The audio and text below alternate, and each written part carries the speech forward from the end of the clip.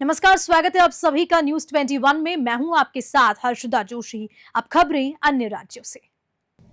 बलरामपुर के पूर्व विधायक बृहस्पति सिंह के माफी मांगने और कांग्रेस में वापसी करने और जनता कांग्रेस में शामिल होने को लेकर प्रदेश के पूर्व डिप्टी सीएम टीएस सिंहदेव का बड़ा बयान सामने आया, जहां दोनों ही मामलों में सिंहदेव ने अपनी साफ प्रतिक्रिया दे दी है। प्रदेश के पूर्व डिप्टी सीएम टीएस सिंहदेव के ऊपर जान से मारने की कोशिश करने का आरोप लगाने वाले कांग्रेस के पूर्व विधायक बृहस्पति सिंह अब पूर्व डिप्टी सीएम से माफी मांगते हुए नजर आ रहे हैं, जिसको लेकर पूर्व डिप्टी सीएम ने कहा कि जो उन्होंने कहा था कि वह बिल्कुल अनुचित था और वे ना तो स्वीकार्य और कभी भी हो सकता है। इस प्रकार की बेबुनियाद बात करना सही नहीं है। क्या लगता है इसमें सचिन पायलट जी ने एक समिति बनाई है, 7 सदस्यीय समिति है प्रदेश में। उसमें पीसीसी प्रेसिडेंट दीपक बैज जी हैं, सीएलपी लीडर चरणदास महंत जी हैं, उसमें जो सचिव हैं हमारे तीनों एआईसीसी के, संपत जी हैं, जरिता जी हैं और जांगीर जी हैं, और 2 पूर्व पीसीसी के अध्यक्ष धनेन्द्र साहू जी और मोहन मरकाम जी।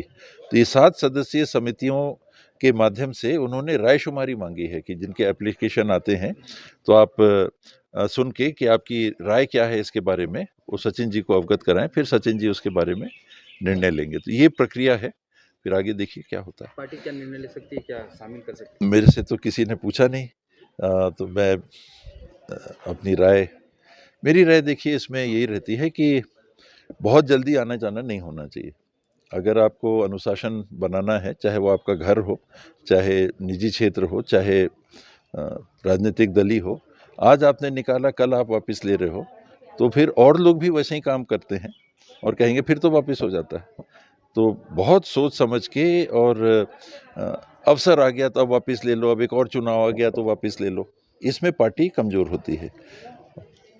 और राजनीति में ये भी मैं मानता हूँ और जानता हूँ और समझता हूँ कि 1+1 2 नहीं होता। आप जितना हो उसमें एक और जोड़ लो तो आप उतना बढ़ जाओगे।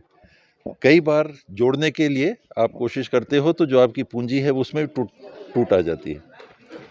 तो किसी को लेना, जब तक कि सर्वसम्मत राय ना हो, सबकी मंशा ना हो और वाकई में उसमें कोई निहित लंबे समय तक बना रहे, तब तक बहुत जल्दीबाजी में मुझे नहीं लगता कि आपने लिया।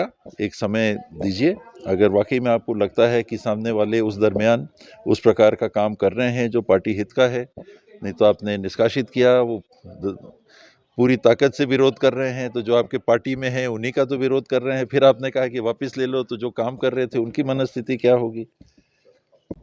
इधर जनता कांग्रेस छत्तीसगढ़ के सुप्रीमो अमित जोगी और रेणु जोगी के कांग्रेस में शामिल होने को लेकर पूर्व डिप्टी सीएम टीएस सिंहदेव ने कहा कि छत्तीसगढ़ कांग्रेस प्रभारी सचिन पायलट ने 7 सदस्यीय समिति का गठन किया, जिसमें जो भी आवेदन आएंगे उसमें कमेटी निर्णय करेगी। सरगुजा से पंकज शुक्ला की रिपोर्ट।